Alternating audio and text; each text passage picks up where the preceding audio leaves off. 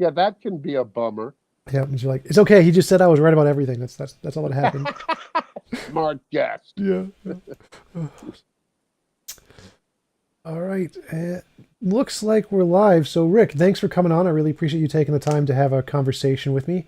You recently released a video, the end of quantum reality. I wanted to talk a little bit about that. Could you tell us a little bit about the movie and about yourself before we get started? Yeah, sure. The End of Quantum Reality is essentially a documentary film examining the life and work of Professor Wolfgang Smith. I had encountered this man sort of as a hovering spectral presence when I was doing my first film, The Principal. And he was this guy that everybody had heard of. Nobody knew where he was, if he was still alive, but he had some pretty ferocious credentials, for a guy who was clearly quite open to the ideas that we expressed in The Principal. The guy was, accepted into Cornell at 14 years of age for masters in mathematics, physics, and philosophy, got those degrees at 18, had his graduate degree in quantum mechanics by the time he was 20, and was teaching mathematics at MIT by the time he was 25. So this is a guy who had the platinum credentials, so to speak. And when I finished The Principal, which was an examination of the challenges facing our present worldview in the very large, in cosmology, I wanted to do a follow-up that would examine the challenges in the very, very small, which are even more profound. And of course, Dr. Smith is the author of an absolutely stunning book called The Quantum Enigma. So, long story short, I decided to try to find out if he was still alive. I found out that he was. He had retired years ago. He was in seclusion. He did not want to talk to anyone. His books spoke for themselves. He couldn't care less about, any further, he was in his late 80s and, he figured, he was going to enjoy life with his lovely wife. But it turned out he had seen The Principal. And so when I contacted his publisher in New York and identified myself as the producer of The Principal, I got to speak to him. And that was the beginning of what has blossomed into a very dear friendship. And that's really the way we got this film made. Yeah, awesome. The comments are saying if you could talk a little bit louder, they'd really appreciate it. You're still a little I quiet. certainly will. How is this? Is this okay for everybody? Yeah, that sounds good. That sounds good for me. Okay, I'll remember. I'll remember to use my stage voice. So the title of your movie is "The End of Quantum Reality." What do you mean by that? Like, what is? Do you mean like an end to the view that the reality is quantum, or an end to quantum mechanics as a field? What exactly do you mean by that? The first and not the second. Um, the film is ultimately not about quantum mechanics because Wolfgang Smith absolutely is persuaded and has been his whole professional life that quantum mechanics is physics come into its own. He learned quantum mechanics. I mean, he was at Cornell when Feynman was at Cornell. So he learned it the old school way. I mean, the rigor back then was pretty profound. Uh, what they managed to persuade him to the core of his being is that quantum mechanics is the correct bottom physical theory. And because really, once you accept that, the only question is, what does it mean? The only question left is not, strictly speaking, a scientific question. It is a question of metaphysics, of ontology. And the reason we chose the title, The End of Quantum Reality, was to convey that the real subject of this film is reality. What do we mean when we say that word? I mean, what is it that we are actually signifying when we say reality? And to point out that 100 years in, Heisenberg turns out to have been right. He was the first genius of the founders to formulate quantum mechanics. He did so by means of a profound sort of approach, which is called, hardly anybody remembers this, but it used to be, very important, called the Heisenberg cut. And what Heisenberg said is that in order to do physics, you have to have a distinction somewhere along the line between the system that you are going to measure, which is beautifully described, by the way, by quantum mechanics, whether you prefer the Heisenberg formulation or whether you prefer the Schrödinger formulation or the Dirac formulation, it doesn't really matter. Until you measure that system, it is beautifully described by quantum mechanics. But Heisenberg said if you want to turn this into physics, then you have to put a cut, in German, a Schnitt, great word, a Schnitt, in between the system that you are going to measure and the measuring apparatus and the environment, which is just the rest of the world. And without this Schnitt, Heisenberg said, you cannot turn this into physics. So the Heisenberg cut, or the Schnitt, was the basis upon which Wolfgang Smith fastened on to this question. Because we really have a fundamental problem here. If reality is quantum, why is it that the world does not in any way, shape, or form look quantum to us? I am looking at you, you are not multi-locating, you are not in superposition, etc., etc., etc. And yet, how is it that this physics is so accurate that we can conduct this discussion over this computer today precisely because of quantum mechanics? So that paradox has been hanging around for 100 years. It is not strictly a scientific question, but it is a profound one. So what did you mean when you said the end of quantum reality? That we will never be able to construct a world picture that assumes that the world emerges from the bottom up. In other words, one of the two most powerful and successful assumptions of the scientific enlightenment project has failed, and that one is reductionism. The world will not be found to reduce down to these fundamental particles, which of course was the assumption that led to 400 years of science, 400 years of triumph. Well, But we've reached the end of that road. It's not going to work. Well, what do you mean? Because when I understand reductionism doesn't mean we're going to necessarily reduce just to physical particles. It can reduce to any natural things. It doesn't necessarily mean it's going to reduce to particles. So why do you assume that reductionism has failed as a complete enterprise when I agree we're not going to reduce to just particles, but that doesn't mean we can't reduce to other things. Okay. Whatever you reduce to, it doesn't matter what. You can reduce to many worlds. You can reduce to guardian angel pilot waves that push particles around, knowing the past, present, and future of the universe. It doesn't matter how you try to get beneath quantum mechanics. It doesn't matter, because you're still going to have a measuring problem. You are still going to face this fundamental paradox that you have a system that is beautifully described by your mathematics right up until you measure it. And when you measure it, something absolutely discontinuous and, from the point of view of reductionism, inexplicable happens. My photon is perfectly described by the Schrödinger equation until it hits the photographic emulsion, at which point the Schrödinger equation instantly collapses.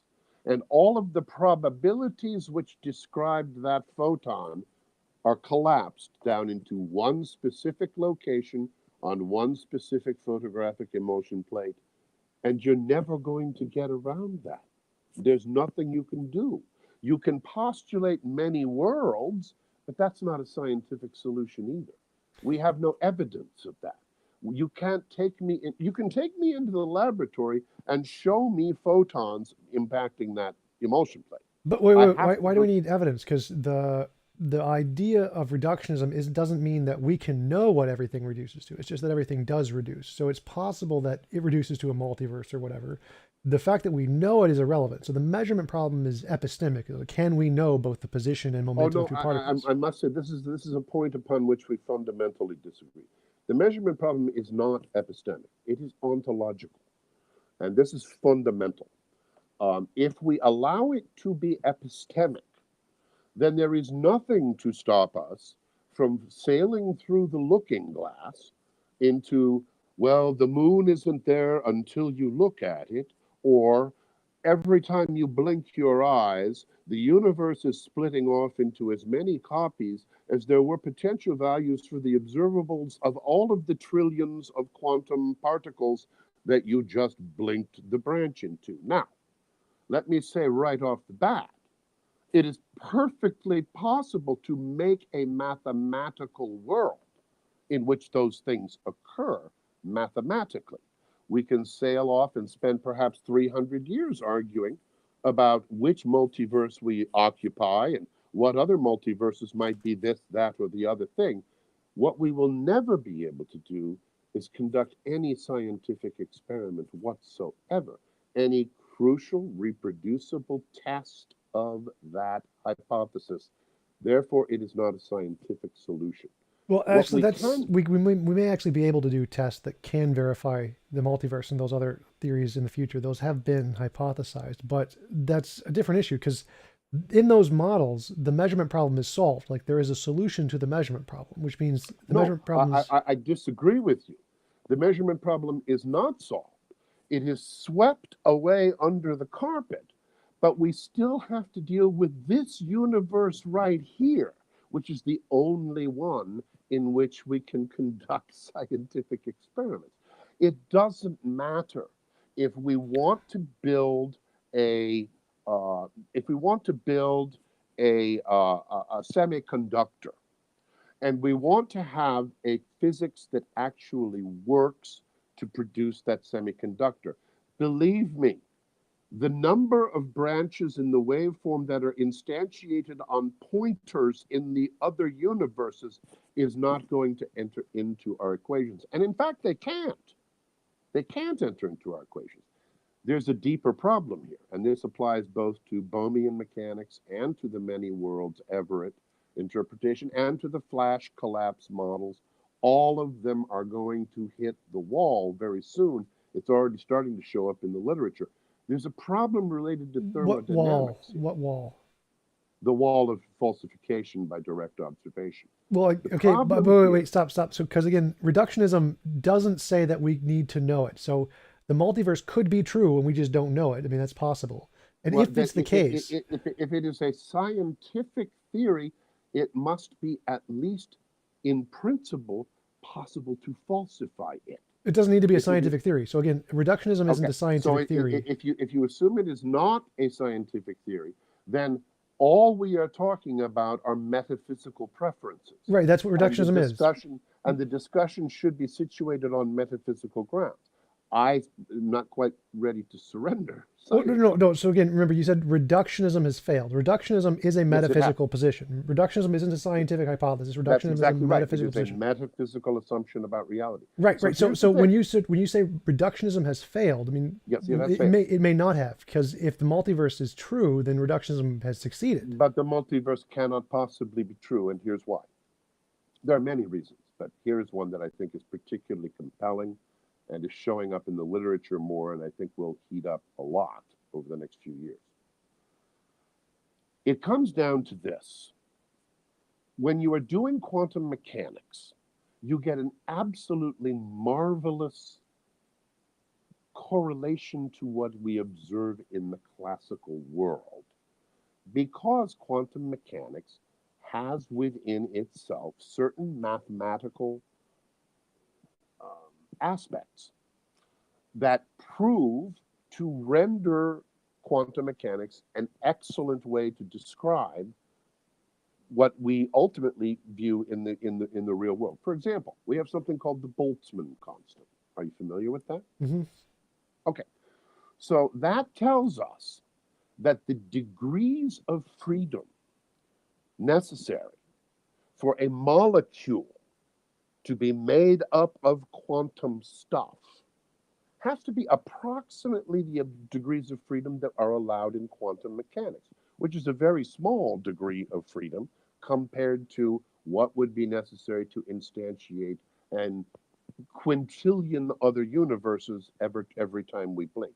The amount of information in those particles has to be of order 1, because if it's higher, we violate the Boltzmann constant. We would see much higher degrees of heat dissipation in these processes than are actually observed. Quantum mechanics matches the Boltzmann constant perfectly because the degrees of freedom in those particles are greatly constrained by quantum As mechanics. far as I They are know, not constrained by the magical guardian pilot wave of the Bohmians, and they are certainly not constrained by the somehow branching off function that gives us trillions upon trillions of pointers and trillions upon trillions of universes every time we blink our eyes. well, I think we definitely disagree about that because I can show that the math for both the Bohmian pilot wave theory, the many worlds interpretation, the multiverse, the EBM, they all correspond to all of the data in quantum mechanics. They explain all of it. There's no energy coefficient from the Bohmian. But they do not correspond to the thermodynamics that we observe Yeah, they in do. the classical world. That's a fact. Now I can send you some references if you What would do you like. mean? What do you mean by thermodynamic facts we observe in the real world? Because as far as one sec. So as far as I know, all of the data in quantum mechanics is explained by all of these interpretations. Are you saying there's some other data that they not in all of the quantum data mechanics? in quantum mechanics is perfectly, in other words, you get the same result whether you do twice as much math like the Bohmians have to do for their guardian angel pilot wave, or whether you simply assume that there is nothing but a wave function, nothing else exists, and what we see here is just our particular branch of the wave function.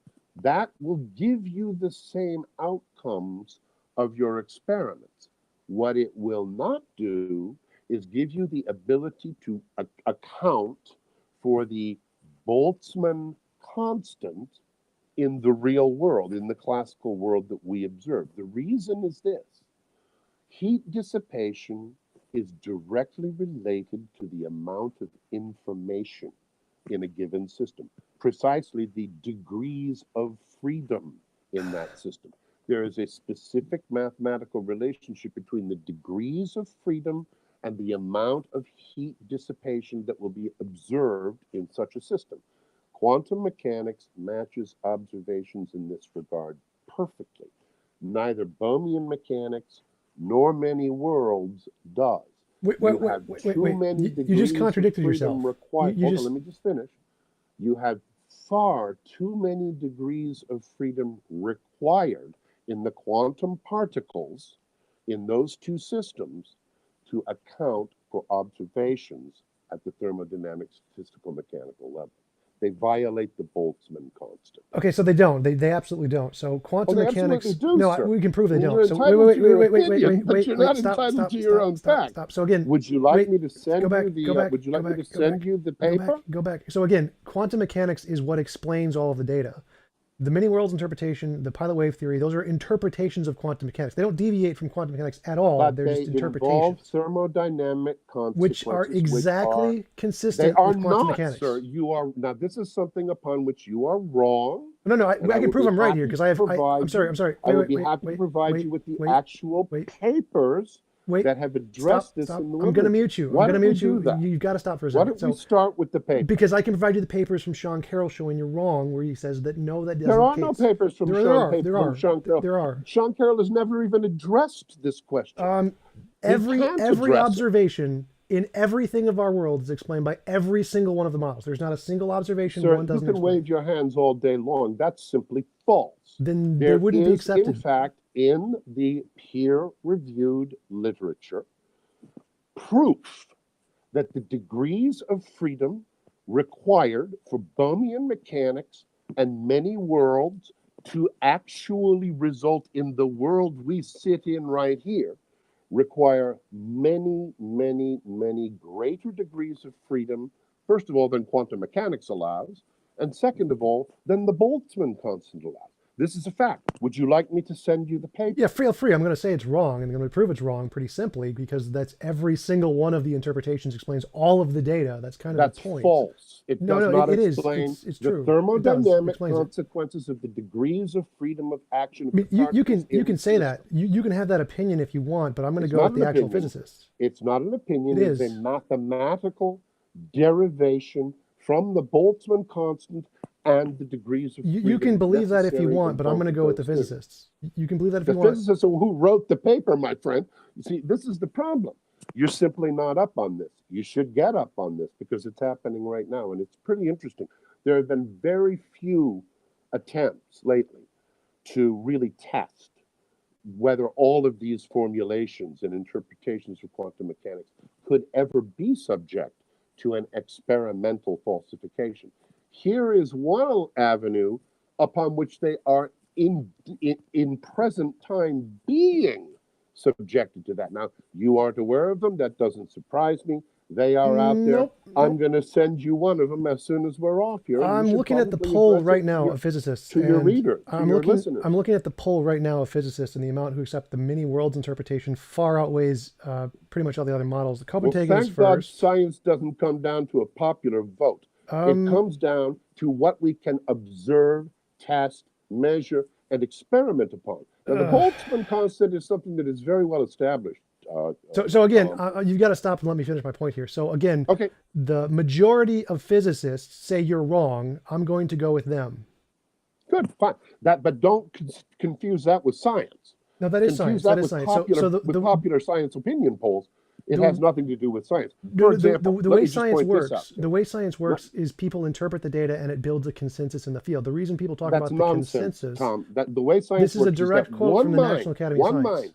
Every single scientific discovery in the history of the world takes this exact form. Something that everyone knows is true is challenged by some observation. One mind, one physicist against every single other one in the world comes up with a theory that can explain this observation and still account for what we thought we knew before. Right. Every single scientific discovery takes the form of one guy being right and everybody else in the world being wrong. Yep. And the way we know that one guy was right is by experiment. Yes, which then convinces the consensus. Well, hopefully. I mean, it took a hell of a long time for some experiments to convince the consensus.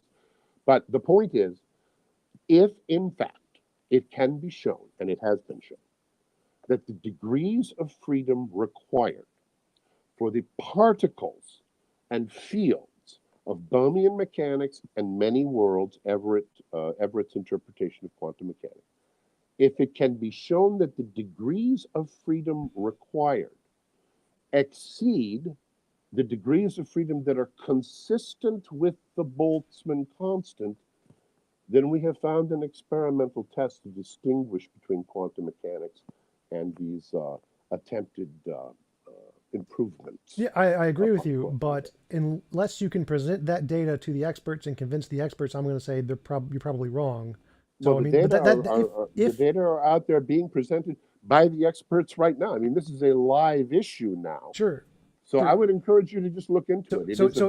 If you convince the majority of the physicists, I will agree with you. The majority has nothing to do with it, Tom. No. The majority has to do with how I verify. The question is, does the experiment show it? No. Here's the thing. In order to understand the experiment, you have to understand the field. I am not a professional physicist. For me to believe anything you're saying, you're going to have to convince them. If you can convince the majority of physicists that what you're saying is true, then yes, I'm happy to grant that. But from right now, when I look at the majority of physicists, they say you're making stuff up. No, that's not. They're not saying anything of the kind, John. They are. That's what you're saying. I'm not making anything up for peer-reviewed publication on this question by specialists. The very specialists that you say you are going to listen to, but you won't listen to them. I'm listening to them right now. Again, the polls show you have failed. That interpretation has failed. But the polls have nothing to do with it, Tom. Who cares what the polls say? No. Science has always consisted in one mind overturning what I don't think you understand how science works. I don't think you understand how science works. Science is not a popularity. No. Go back. Remember how you said one guy starts with an idea, he makes a prediction. The prediction is then presented to the consensus and convinces the consensus. So if you're right, if you're right, and there is a test that shows that one of the quantum mechanics interpretations is better than the others, then that's going to convince the consensus. And the fact that it hasn't means you're probably wrong. Necessarily follows. I don't know that. Look, let me just ask you one question. let's assume for the sake of argument, strictly for the sake of argument, that there exists a real demonstrable problem with the degrees of freedom in these reformulations of quantum mechanics. The two big ones being Bohm and Everett. Let's just say for the sake of argument that there was an experiment, that there was a reproducible observation that would distinguish between standard quantum mechanics and Bohm and Everett on this question. At what point has science spoken, Tom? Has science spoken when that experiment is verified and reproduced and presented in the lab? Or is the science when 51 or 51.9 or 62 or 74% of the respondents to a popular science magazine poll say that it has been established?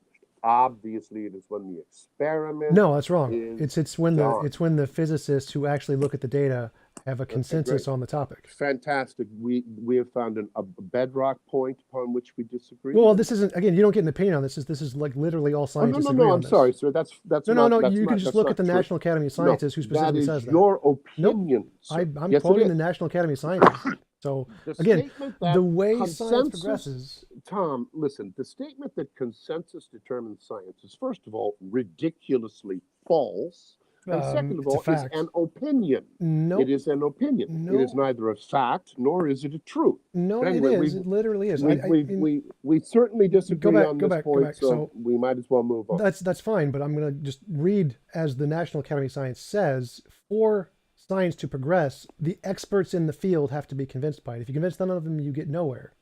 That's the reason science progresses is by convincing the experts. Well, Tom, I'm here today, okay, to tell you that there is a problem with both Bohm and with Everett.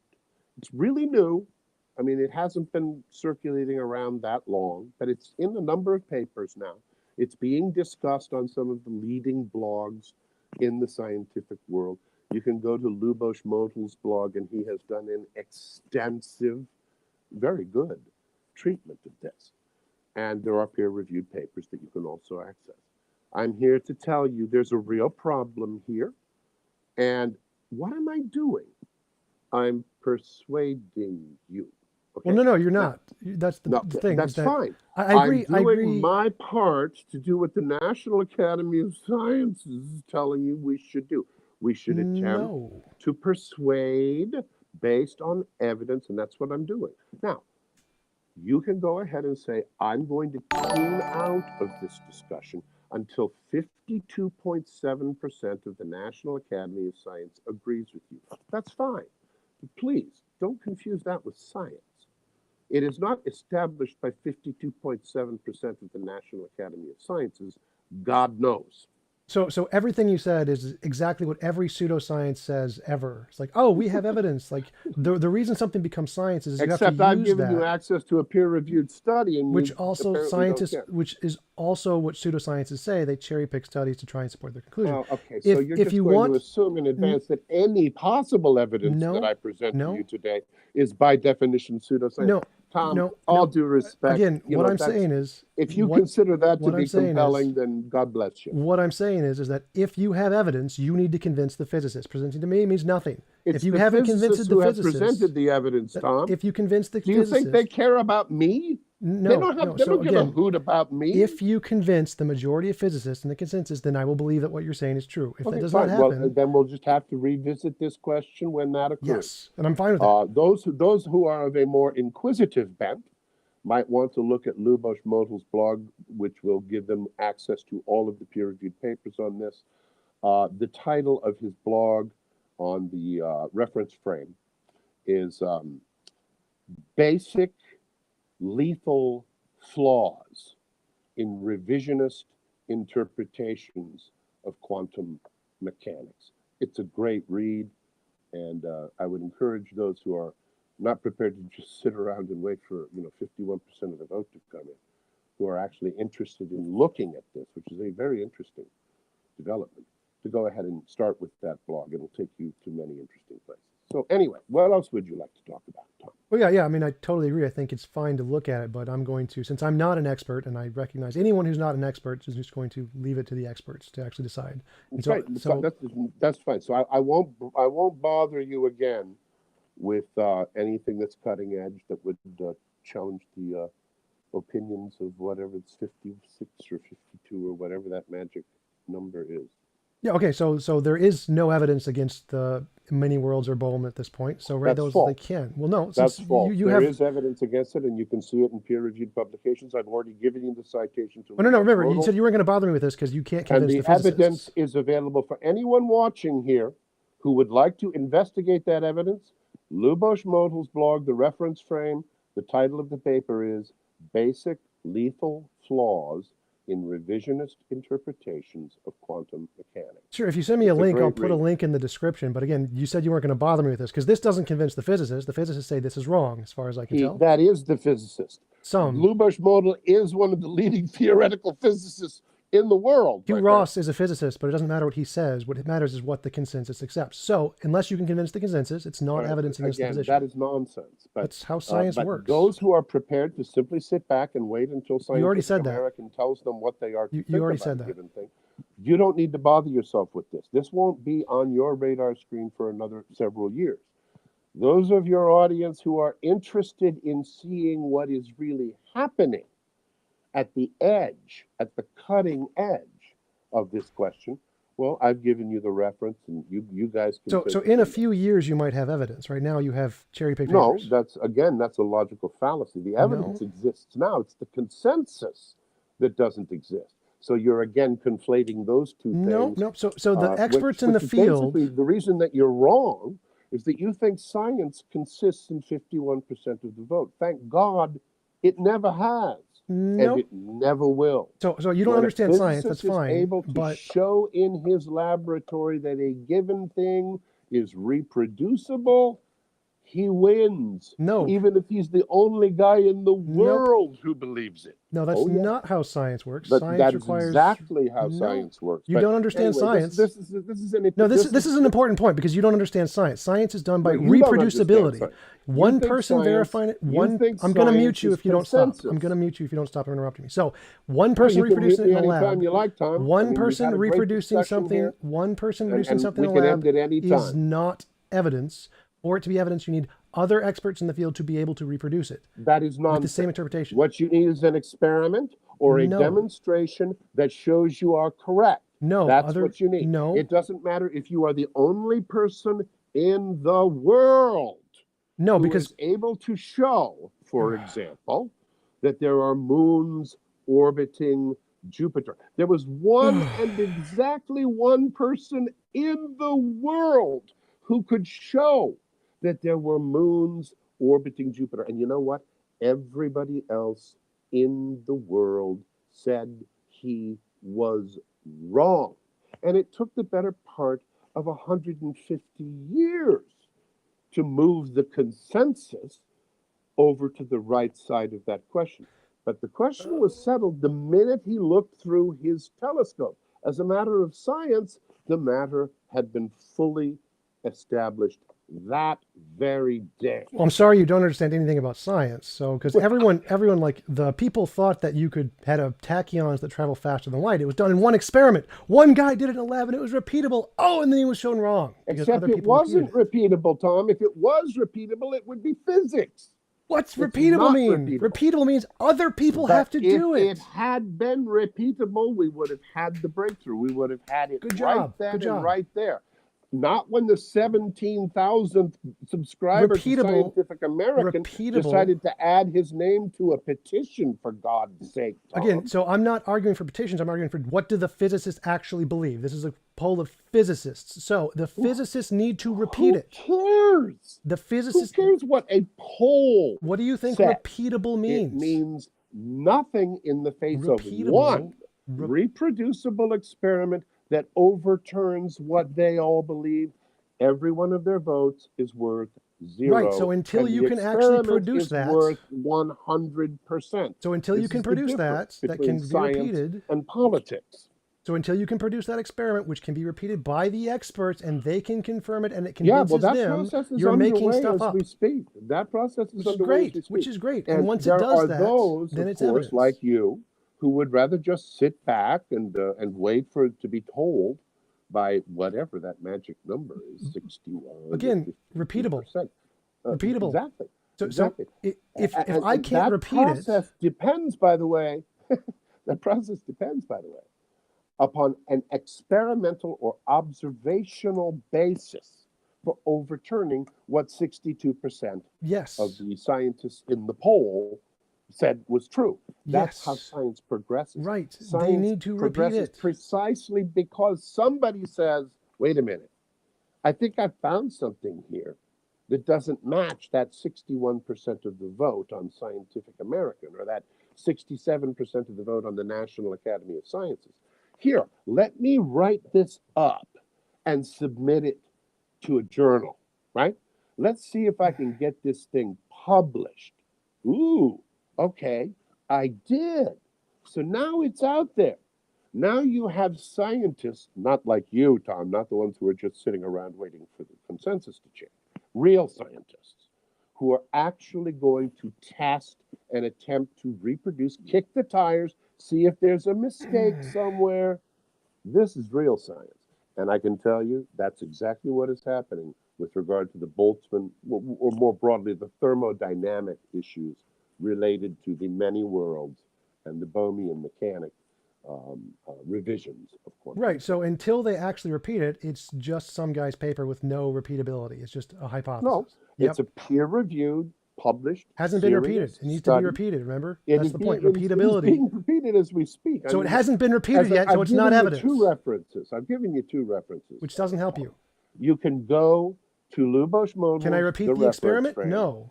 And he will give you links to. I don't want his links. I want to repeat the experiment. Peer-reviewed Peer-reviewed does not mean repeated. That are presently circulating in the scientific community. That's great. That raise a profoundly important. So I've already debunked this, and you haven't addressed my point. Okay, no, this is really a waste of time. Look, no. I want you to address my point. You haven't addressed my point. It is experiment. I have addressed your point. No, you haven't. Many. You haven't addressed it at all. So again, listen to my point and I address would suggest that either we can grind this. I want you to address my point. So can I? I'll say my point. I'll say my point. I've addressed your point repeatedly. You haven't. Let me address it again. Okay. You have to know what my point is to address it. You say that science consists in a consensus of the specialists. No, it's not my point. Exactly so what you just wrong. said. So let me now say my you're point. denying what you said. So let me say my point again, and then you can address it. So, in order for something to be science, it has to be repeatable. You agree with that? Mm-hmm. Okay. That's what I said. Yes. So for it to be evidence, it has to be repeated. It has to be a crucial repeatable. So if it hasn't been repeated, we don't know if it's repeatable. It's just asserted. It has been. There are more. Wait. Papers I'm not done one. yet. I'm not done. So for it to be repeated, you have to have people who can repeat it. Right? Mm-hmm. Absolutely. Now, I can't. I don't have a big lab to be able to do this. So I'm going to have to wait for the physicists to repeat it. And once they do, if it works, then that's going to... Jump right on in. The water's fine, Tim. There are studies being done on this as we speak. So again, not done. You haven't let me finish my point yet. If you're not interested, haven't let me finish my point yet. Let's move on to something you are interested in. You need to stop audience so I can finish my point. You still have not addressed my point. I've told them how they can find... Right, and I'm happy to put a link in the description. So that, again, so listen to my point. So for something to be evidence, it has to be repeated. For it to be repeated, you have to need someone to repeat it. And that's the physicist. No. The evidence consists in the first experiment. The verification and validation of the evidence consists in the repeats of the experiments. Let me give you an example. You still haven't addressed my point. You haven't even got to my point. Tom. He didn't have another telescope on the other side of the world to verify his findings. He had the only one, Tom. Now, and everything he said could have been a delusion. Let me make my point here. No, you haven't let me make my point yet. You haven't even addressed my point. You make your point. So let again, me know when you've made your point. Wow. Okay. Can you hear me at least?